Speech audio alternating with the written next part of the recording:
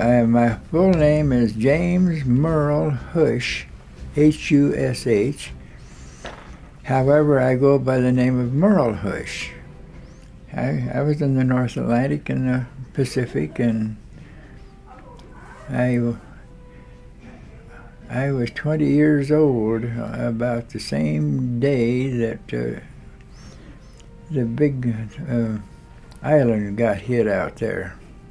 Pearl Harbor, that's it, Pearl Harbor. Well, I was on the USS Laramie, which is they call them tankers, but the Navy doesn't have tankers. They have oilers. Instead of hauling 6 million gallons of fuel, of course the Laramie had that divided in 16 different tanks.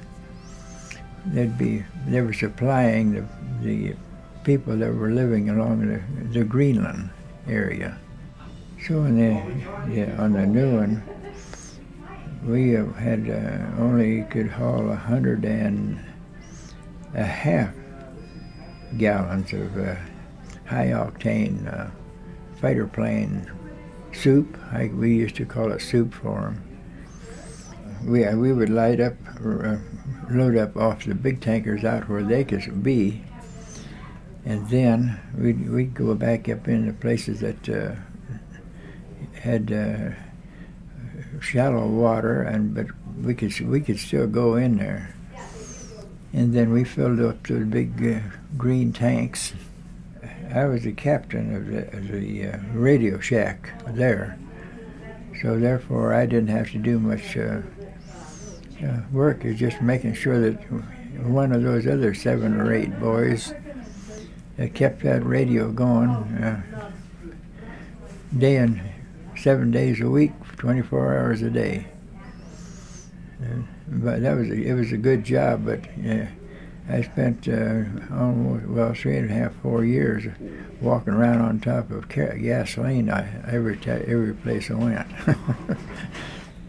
Well, once in a while, when we went in to do our unloading, we'd see some PT boats sitting around there, pieces of sitting around there, some up on the beach, and some of them, you could see them down through the water there.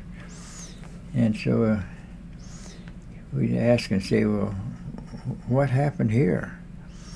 Well, there were some boys there on a new PT cruiser, and he forgot and lit a match while they were fueling up. There's usually about a crew of 8, I think, on those vehicles.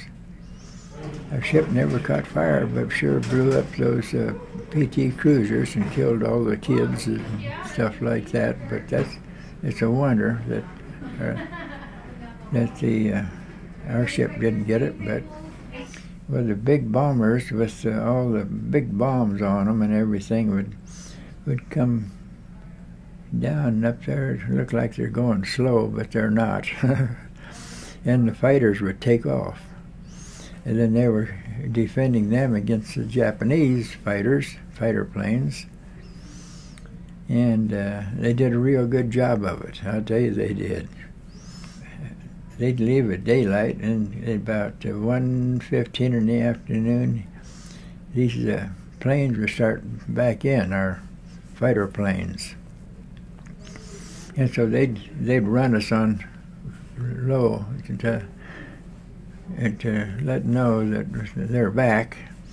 And then they'd turn around. Then if he got one Jap, well, they'd roll once and then keep on going and come again, and the next time they would land.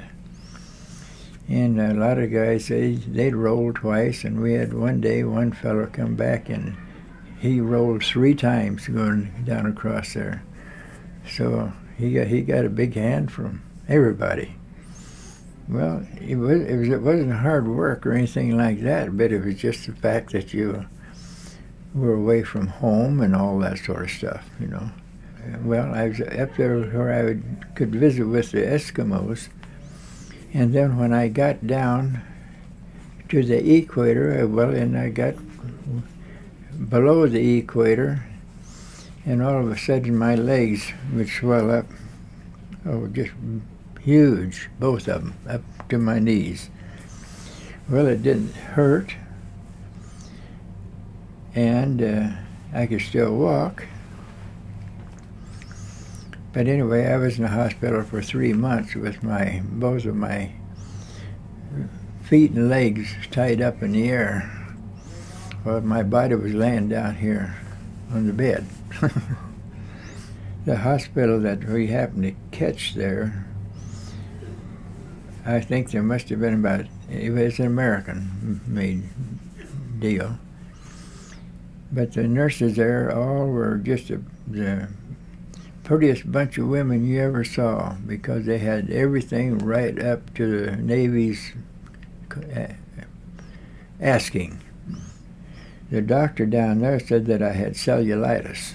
Of course, I'd never heard of that. But about 3 weeks away, I was back okay again. But that was a long 3 weeks for me. I was one of the lucky ones that got out and so forth after, let's see, I guess I was overseas about 3.5 years or something like that. Almost 4, maybe. I think you kind of just go along and just hope for the best.